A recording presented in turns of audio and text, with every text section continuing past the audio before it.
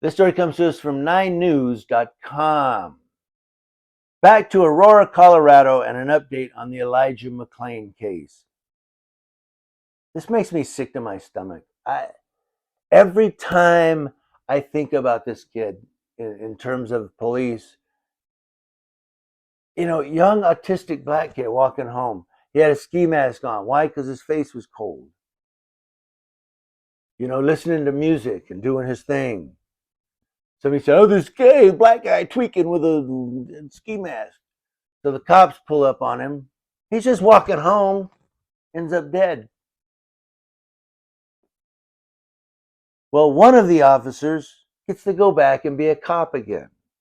Yeah, that's right. Nathan Woodyard was suspended. He's now eligible to return to his job as an Aurora police officer, though the city hasn't said if he will. He was acquitted in his charges. So he said not only is he allowed to go back to his job, he could get a $15,000 raise. How about that? Nathan Woodyard, who was acquitted of all charges last Monday in the death of Elijah McClain, is now free to return to his job at the Aurora Police. Woodyard is also eligible for hundreds of thousands of dollars in pay he missed out on while he was suspended. He will also have earned a raise during his suspension, even though he hasn't worked a single day in more than 2 years. How do you like that? Welcome to America. Now, some people may say, well, he wasn't really involved in the death of this kid. Did he do anything to stop it? Did he go, hey, guys, he's just walking home? Did he do that? I did the editorial on the original. As soon as the not guilty verdict was read in court, Woodyard was eligible to return to his job as a police officer because he was acquitted. Not guilty. He'll be met with a lot of money if he puts his uniform back on, they say. Now, when Woodyard was suspended in September of 2021, his salary was just under $85,000 a year. Even though he hasn't worked a single day since then, the union contract earned him a raise while he faced the felony charges, so he can make $100,000 a year now if he goes back to being a cop. He'll also be entitled to back pay he missed out on, so he's going to get a total of around $200,000 back pay plus his raise and so forth. And he gets to go back doing what, violating people's rights, I guess. I don't know. Okay, he was acquitted. We'll give him that.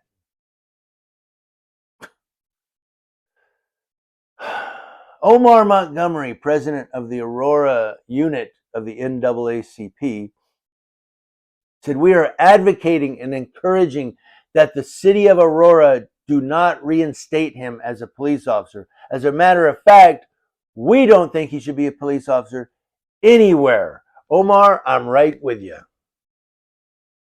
We're on the same page. I can't believe he was even acquitted. I mean, not guilty. Come on now.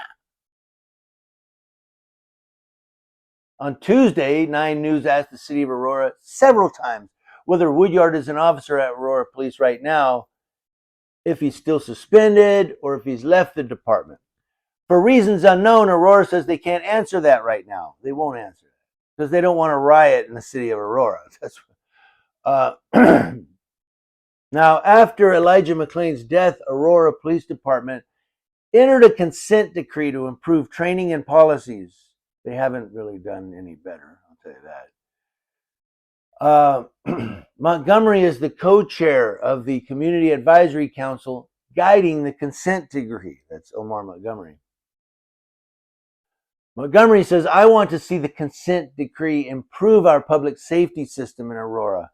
What I don't want to see is 4 young ladies on the ground on a hot summer day because of mistaken identity. I don't want to see another situation like Elijah McClain. And I want transparency when we have another situation like Jordell Richardson. These are all people in Aurora. The 4 ladies on the hot ground on a summer day of mistaken identity. That happened. Hey guys, it was a mistaken identity. You can go your way. Thank you. Welcome to America.